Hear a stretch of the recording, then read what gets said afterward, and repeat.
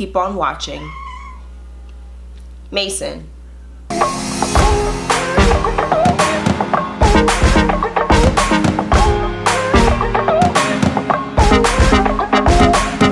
Hey guys, it's Ashley. Welcome back to my channel. Today I am going to show you how I like to create a flawless base.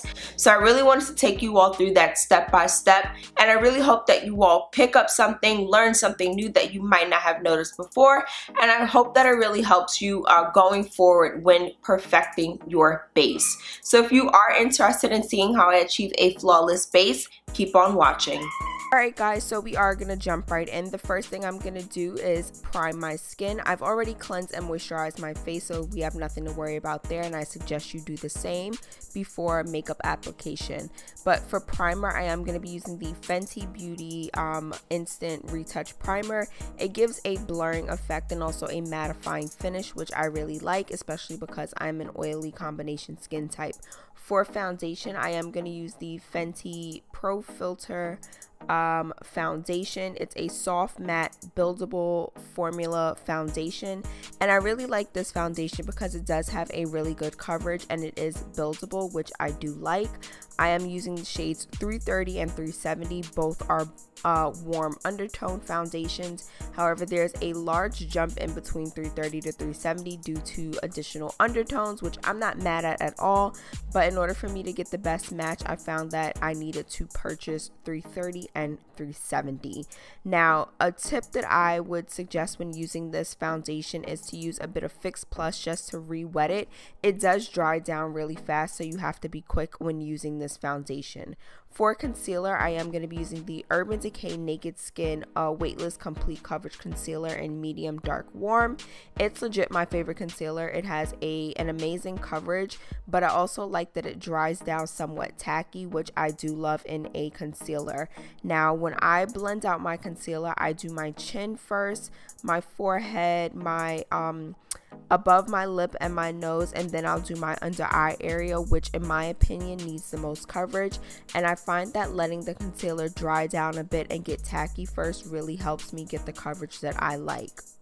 Once I've blended my concealer out to my liking, I am going to use the opposite side of my beauty blender just to soften any harsh lines between my concealer and foundation. I find that using the leftover foundation on the beauty blender really helps to soften it and pull everything together.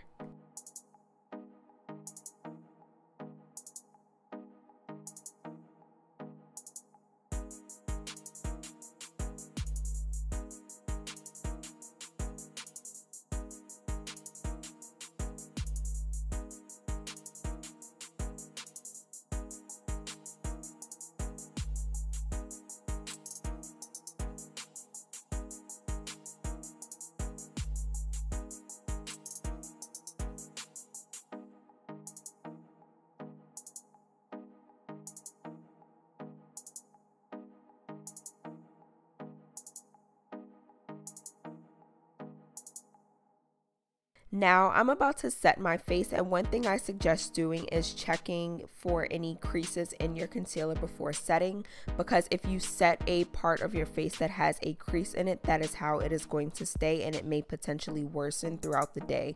So my powder of choice is the Dermablend Loose Setting Powder in the shade Original or Translucent, however you prefer, and I'm going to set the highlighted areas of my face using my beauty blender. I'm going to press it into the skin, and then I'm going to take a fluffy brush, also dip it into that powder, and I'm going to set the remainder of my face lightly. I prefer to bake the highlighted areas because those areas really need to set all day and be put into place, and I like to use a light like a fluffy brush just to set the remainder of my face because it gives an airbrush finish, but it also locks my makeup in so I don't have to worry about it transferring. After I'm done setting my face, I am going to begin contouring, and to do that I'm going to use my MAC Cosmetics blush in the shade Blunt. It's a cooler toned product, which is extremely important when you are contouring. cool tones help to create shadows, and that's what a contour is. It is a shadow. Now, contouring is different depending on your face shape. For me, I have really high cheekbones, and I do like to bring my contour up a little bit just to make them stand out a little more. And I also bring my contour up on my jawline to give the appearance of a softer, rounder jawline. And you can definitely see the difference. I know I see it when I contour, which is why I contour the way I do. But you definitely have to make sure that you are contouring to fit your face shape. Once I'm done with the outer portion of my face, I am going to dust away the excess powder in the center of my face, and I'm going to begin contouring my nose. I don't contour my nose to make it look super snatched as if I can't breathe, but I do like to contour it a little bit just to give the appearance of a slimmer nose. Once I'm done actually sketching out, I like to say sketching out, but sketching out where I want my contour to be, I am gonna just soften it using a fluffier brush, which I find helps to make it look more realistic and as soft as possible. So after I'm done with that, I am going to take a little bit of loose setting powder and just apply it to the outer edge of my the outer portion of my nose to make it look a little more pinched and a little more snatched. Then I'm going to begin bronzing up my face using my MAC Cosmetics Mineralize Skinfinish Natural in the shade Dark.